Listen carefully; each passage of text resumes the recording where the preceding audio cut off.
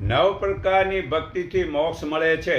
નવ પ્રકારની ભક્તિ છે: સાંભળવું, ગાવું, સ્મરણ, પ્રાર્થના, વંદન, દાસ થઈ રહેવું અને સખા ભાવે રહેવું, પૂજા કરવી. સદગુરુ વડે નિરાકાર પ્રભુને શરણે જાય છે તે મોક્ષ પામે છે.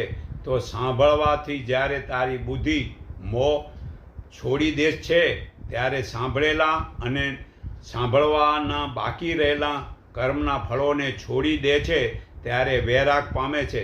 શાસ્ત્રોના અનેક પ્રકારના સિદ્ધાંતોના મતભેદ સાંભળી ચલિત થયેલી તારી બુદ્ધિ જ્યારે આમ સ્થિર થશે, ત્યારે સમાધિ લાગશે, ત્યારે તું તત્વજ્ઞાનના ફળને પામીશ.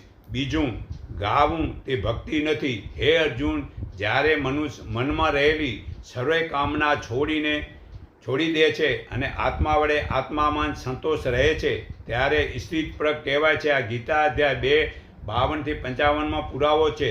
તો સ્મરણનો અર્થ થાય ભગવાનને યાદ કરવા. સ્મરણ જ્યાં કહેવામાં આવે ત્યાં ભગવાનને યાદ કરો. પ્રાર્થના એટલે ચિંતન કરવું. વંદન એટલે ભગવાનને આમ નમસ્કાર કરવા. દરરોજ સવારે ઉઠીને જે પ્રભુને વંદન કરે છે તે હજારો જન્મ ગરીબ થતો નથી. દાસ, હે પ્રભુ, આપ મારા મિત્ર છો. ગીતા અધ્યાય 11-41 પુરાવો છે. પછી નમસ્કાર બોલો. નવા તૂત જે જય લક્ષ્મીનારાયણવાળા છોડી દો. કેમ ગીતામાં કે વેદમાં બતાવેલું નથી.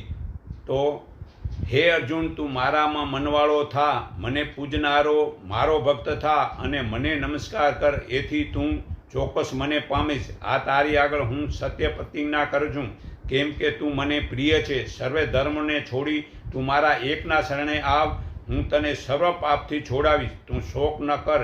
જે મનુષ્ય આ જ્ઞાન મારા ભક્તને કહેશે તે મારી ભક્તિને જ સિદ્ધ કરી નિસંદેહ મને જ પામશે. તે આખી પૃથ્વીમાં પ્રભુને વધારે પ્રિય છે. તેને જ્ઞાન યજ્ઞથી ભગવાનનું પૂજન કર્યું છે એમ ભગવાન માને છે. આ ગીતા અધ્યાય 18-65-70 પુરાવો છે.